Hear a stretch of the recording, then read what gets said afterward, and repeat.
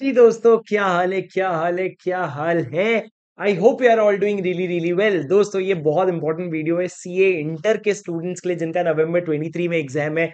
आप लोगों के आरटीपी जो बहुत पहले से आ रखा है उसमें कुछ इंपॉर्टेंट क्वेश्चन है जो मैं आप लोगों को डिस्कस करवाने वाला हूँ। और जो क्वेश्चंस नहीं डिस्कस करवाऊंगा जो इंपॉर्टेंट नहीं है, इंपॉर्टेंट इन द सेंस जो थोड़े ट्रिकी है, थोड़े कैची है, जो रेयरली आस्क्ड क्वेश्चंस होते हैं, जो मैं नहीं डिस्कस करवाऊंगा उसका भी कॉन्सेप्ट मैं आप लोगों को बता दूंगा, इंक्लूडिंग एमसीक्यू इस वीडियो में। तो इस वीडियो को जरा ध्यान से देखना, अंत तक देखना। और शायद रात को अगर फ्री बैठे हो तो आराम से पूरा वीडियो सुन लो, आपको कोई पेपर पेन की जरूरत नहीं है। और मेरे साथ सिर्फ प्रोविजन का, कॉन्सेप्ट्स का रिवीजन करते जाना। अगर आप लोगों ने एक एक करके क्वेश्चन सॉल्व करना है तो वो आप लोग खुद से कर सकते हो, बट मेरे साथ सिर्फ कॉन्सेप्ट का रिवीजन करना। सर, सबसे पहला क्वेश्चन नंबर 6 एमसीक्यू का जो है वो सेक्शन 19 का है, जो कहता है subsidiary company not to hold shares in holding company.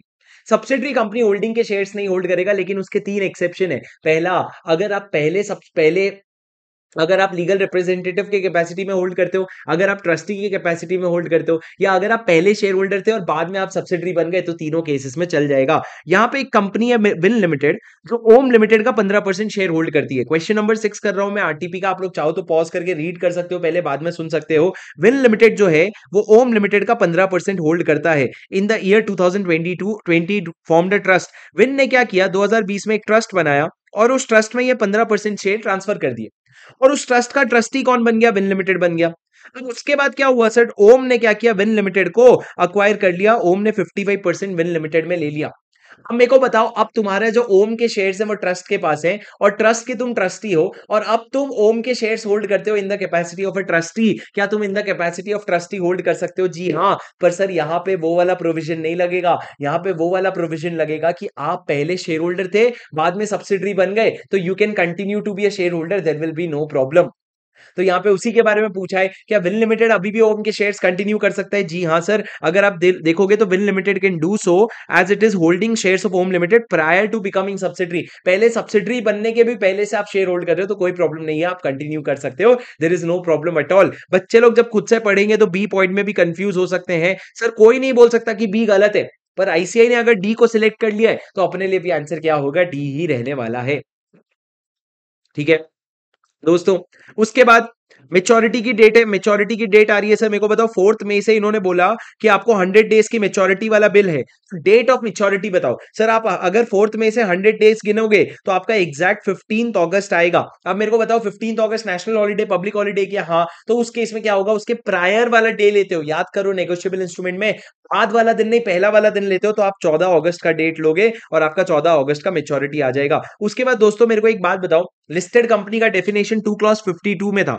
उसमें अगर एक प्राइवेट कंपनी है, उस प्राइवेट कंपनी ने अपना नॉन कन्वर्टेबल डिबेंचर लिस्ट करवा रखा है, तो प्राइवेट कंपनी के नॉन कन्वर्टेबल डिबेंचर लिस्ट करवाने पे क्या वो लिस्टेड बनती है? जी नहीं सर, वो बिल्कुल अनलिस्टेड रहती है। तो इस केस में आप एक लिस्टेड कंपनी नहीं बनोगे। क्यों? क्योंकि तुम एक प्राइवेट कंपनी और तुमने अपना नॉन कन्वर्टेबल डिबेंचर को लिस्ट करवा रखा है, तो तुम लिस्टेड नहीं बनोगे। लिस्टेड के डेफिनेशन में एक्सेप्शन था। उसके बाद दोस्तों मेरे को एक बात बताओ, जनरल क्लॉज एक्ट आपको एक प्रोविजन बोलता है कि मान लो अगर मैंने एक गलती करी जिसके वजह से मैं कंपनीज एक्ट में भी मेरे को पेनल्टी लगने वाली है, और इंडियन पीनल कोड में भी मैं लायबल हूं, दो अलग अलग जगह में लायबल हूं। यहां पे लिखा है 3 साल की जेल होगी, यहां पे लिखा है 4 साल की जेल होगी, तो मिला के मेरे को 7 साल के लिए जेल भेज दोगे क्या? नहीं सर, जनरल क्लॉज एक्ट में लिखा था जब आप एक गलती करते हो और उसके वजह से दो या एक, तीन या चार जगह क्या हो जाते हो, आप लायबल हो जाते हो, तो उस केस में you will be liable to be prosecuted और पनिश्ड ईद under any of the following act. या तो आप कंपनीज एक्ट में जाओ या इंडियन पीनल कोड में जाओ, लेकिन ऐसा नहीं कि दोनों जगह चले जाओगे। या तो आप कंपनीज एक्ट में पेनल्टी दे दो या फिर इंडियन पीनल कोड में दे दो, पर दोनों जगह पे आप नहीं दोगे पेनल्टी। ये कॉन्सेप्ट प्लीज ध्यान रखना।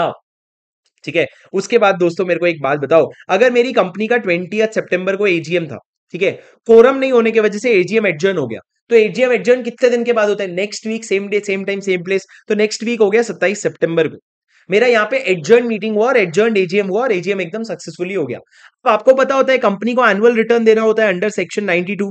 एनुअल रिटर्न कितने दिन के अंदर देते हो? एजीएम के 60 डेज के अंदर देते हो। ये 60 डेज कहां से काउंट होगा, 20 सितंबर से कि 27 सितंबर से? सर, ये जो 60 डेज है ये आपके एडजर्न मीटिंग से काउंट होगा, जब आपका एक्चुअल में एजीएम हुआ, जब आपका एडजर्न एजीएम हुआ उस दिन से 60 दिन के अंदर आपको मीटिंग करना पड़ेगा। ये आपका नेक्स्ट वाला एमसीक्यू था जो सर जो क्वेश्चन नंबर 10 के बात करता था, जो बोलता है 60 डेज फ्रॉम 27 सितंबर काउंट करना पड़ेगा। ठीक है। उसके बाद दोस्तों आगे बढ़ते हैं, मेरी बात ध्यान से सुनना।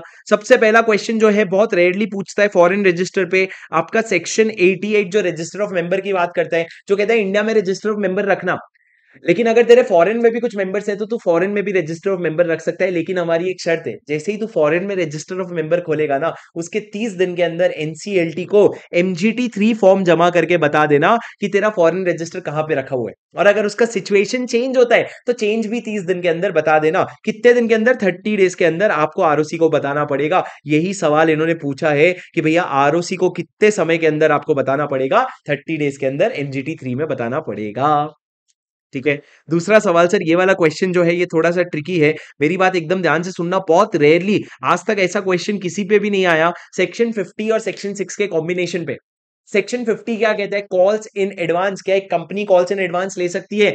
ले सकती है, अगर तुमने अपने आर्टिकल ऑफ एसोसिएशन में ये प्रोविजन डाला है कि हम कॉल्स इन एडवांस लेंगे, तो ही आप कॉल्स इन एडवांस ले सकते हो। पर सर इन्होंने क्या किया, एक प्राइवेट लिमिटेड कंपनी थी, फॉर्मेशन के वक्त कंपनी ने अपने आर्टिकल्स में लिखा था कि ये कंपनी कॉल्स इन एडवांस नहीं ले सकती, इन्होंने अपने एओए में लिख दिया था। लेकिन अगस्त 2023 में कंपनी को लगा आर्टिकल्स को अमेंड करना चाहिए और कॉल्स इन एडवांस लेना चाहिए।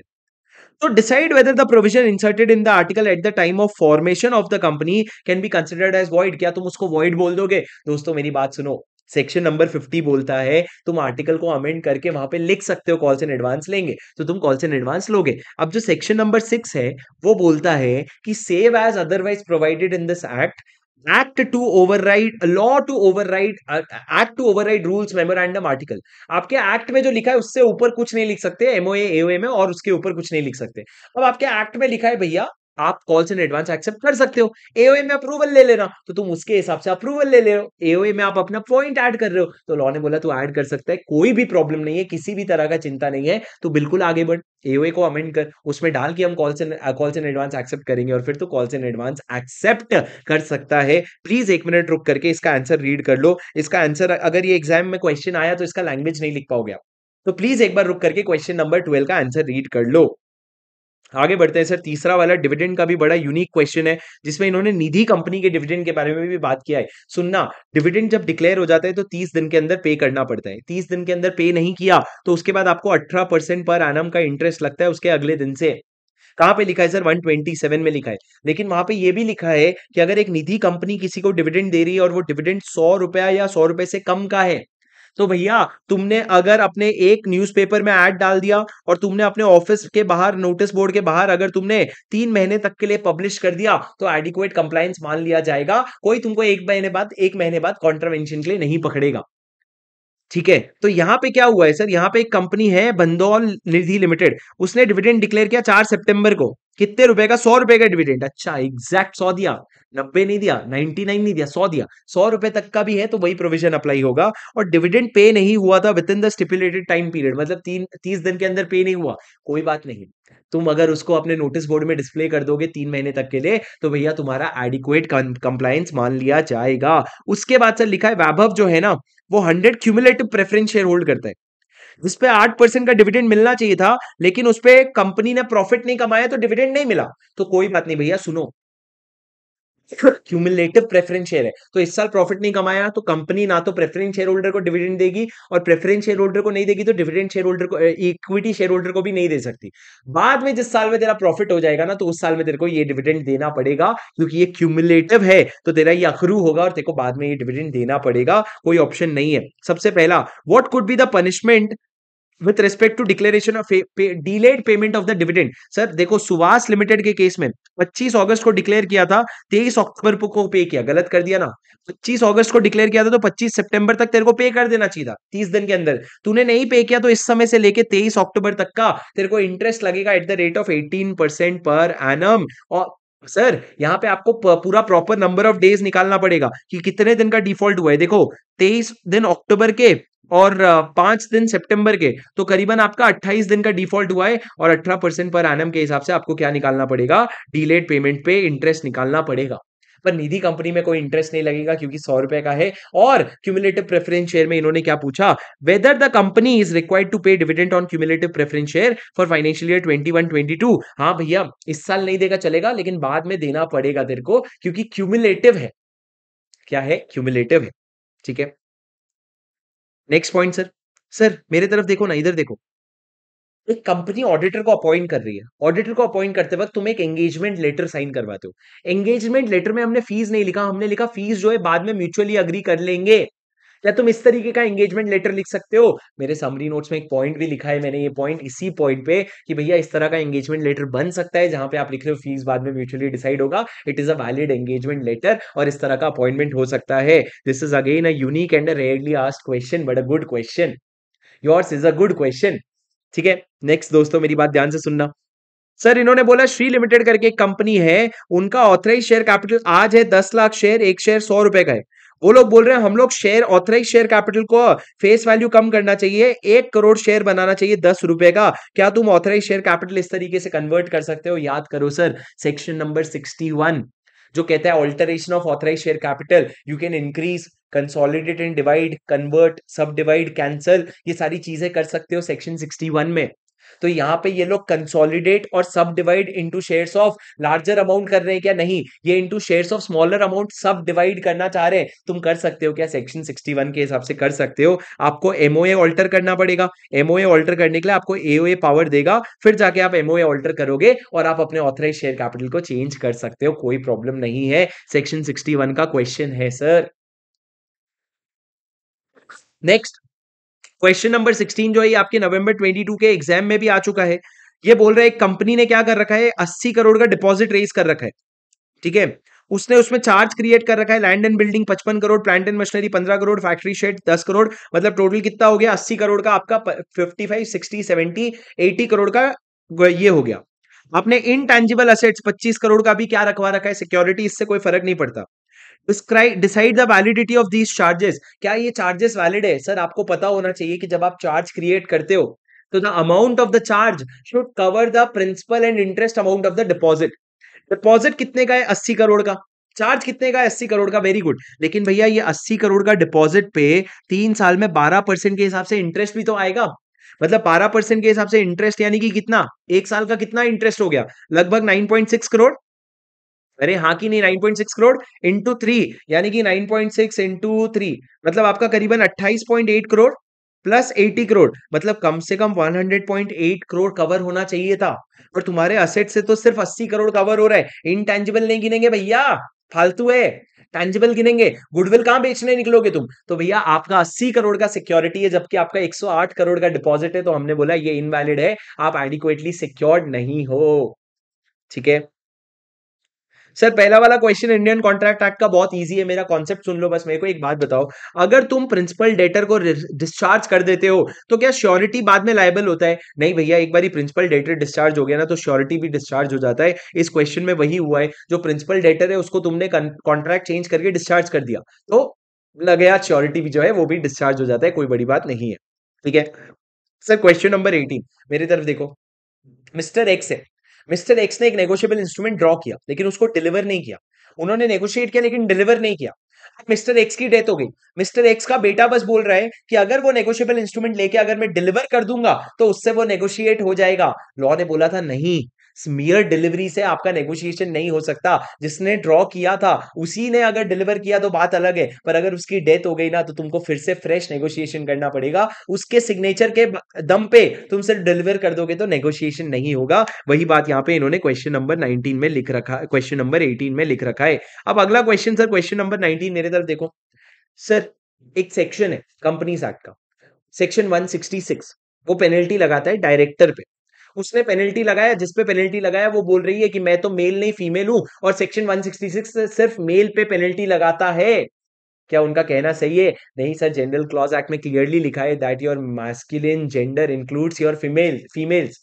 तो अगर आप कोई मेल रेफरेंस दे रहे हो तो उसमें फीमेल भी बाई डिफॉल्ट आता है। तो सेक्शन 166 में अगर मेल को आपने पेनल्टी लायबल करवाया है तो आपकी फीमेल भी बाई डिफॉल्ट लायबल हो जाते हैं। तो आप जो कह रहे हो वो साक्षात बकवास है, वाहियात है, कोई तुक नहीं है, फालतू बात कर रहे हो। ठीक है, उसके बाद दोस्तों इंटरप्रिटेशन ऑफ स्टैट्यूट्स की बात करें तो इंटरप्रिटेशन ऑफ स्टैट्यूट्स में इन्होंने विदाउट प्रेजुडाइज का मतलब समझाने के लिए कहा है कि भैया explain the meaning of without prejudice as a harmonious aid of interpretation of statute, कि भैया इंटरप्रिटेशन में विदाउट प्रेजुडाइज वर्ड जो है वो आपको कैसे हेल्प करता है। Support your answer with the help of an example. चलो ये वाले का हम लोग लैंग्वेज पढ़ लेते हैं भैया, क्या पता एग्जाम में यही यही क्वेश्चन आ जाए, सुन लो। When a certain particular provision follows general provision, and when it is stated that the particular provision are without prejudice to those general provision, that particular provision would not restrict or limit the operation and generality of the preceding general provision. Sir मतलब क्या, अगर एक general provision है और उसके बाद आप एक पर्टिकुलर प्रोविजन बनाते हो और उस पर्टिकुलर प्रोविजन में आप लिखते हो without prejudice to the generality of the foregoing, मतलब इसको प्रेजुडाइज किए बिना आप ये प्रोविजन बना रहे हो, इसका मतलब ये कि भैया द पर्टिकुलर प्रोविजन जो आपने बनाया है वुड नॉट रिस्ट्रिक्ट और limit the operation of the generality of the preceding provision, इसका एप्लीकेशन जो है वो लिमिट नहीं होगा। हमने अगर लिख दिया विदाउट प्रेजुडाइज, मतलब हमने विदाउट प्रेजुडाइज लिखने से जो जनरल प्रोविजन है वो रिस्ट्रिक्ट नहीं होगा। सर इसका एग्जांपल बता दो। In other words particular provision shall operate in addition to and not in derogation of the general provision. Example दे दो सर। सेक्शन 4 ये बोलता है without prejudice to the provision of subsection 2 a company shall not be registered with the name which contains, और section number this implies that while registering and deciding the name of the company, provision of section 4.2 shall also be operative।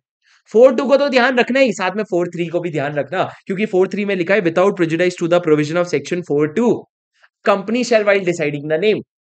तो 4.3 पढ़ते वक्त 4.2 का भी ध्यान रखना। हम आपको ओवरराइड नहीं कर रहे हैं, हम आपके साथ साथ चल रहे हैं। हम बोल रहे हैं आपकी बात तो सुनेंगे, हमारी बात भी सुन लेना। सर ये विदाउट प्रेजुडाइज का प्रोविजन है, तुमको समझ आया क्या? सर उम्मीद है आपको आरटीपी का ये रिवीजन समझ आया हो। कैसा लगा मेरे को कमेंट पे बता देना। अगर अच्छा लगा तो वीडियो को लाइक जरूर कर देना, और भैया भूलना मत चैनल को सब्सक्राइब करना। एग्जाम के पहले हम लोगों का रिवीजन मैराथन होने वाला है, वो रिवीजन मैराथन आप लोगों के लिए मस्ट है अटेंड करना। ठीक है, अब दोस्तों वीडियो पसंद आए तो वीडियो को लाइक जरूर कर देना। कमेंट पे मेरे को बताना आपकी तैयारी कैसे चल रही है, और मेरे लिए वीडियो को लाइक करने के बाद अपने लिए एक बार दिल से लिख करके जाना that I will give my 200% in this attempt. इस अटेम्प्ट में मैं 200% अपना दूंगा। दोस्तों अगले वीडियो में अगर समय अलाउ करेगा, इतने दिन से मेरी तबीयत खराब थी इसलिए मैं आप लोगों के लिए वीडियो नहीं ला पा रहा था, बट अगर इफ टाइम परमिट्स मैं एमटीपी 1 और 2 के जो इंपॉर्टेंट क्वेश्चन है वो भी आपके साथ डिस्कस कर लूंगा। But other than that I think everything is all covered in your question bank. Please understand this RTP is a clear cut indication that no sections are least important। Super 50 follow करो, लेकिन उसके अलावा बाकी sections को भी उतनी इज्जत देना, क्योंकि ये कहीं से भी क्वेश्चन पूछ सकते हैं भाई। ठीक है, बाकी उम्मीद है आपको ये रिवीजन समझ आया होगा। माना कि थोड़ा स्पीड था, पर एग्जाम का टाइम है, स्लो स्लो नहीं कर सकते, आप स्पीड कम करके देख सकते हो। मैं आपसे मिलता हूँ अगले वीडियो में। Please do make sure that you like this video and subscribe to this channel. See you until in the next video. Until then, this is your CA buddy Shubham Singhal signing of.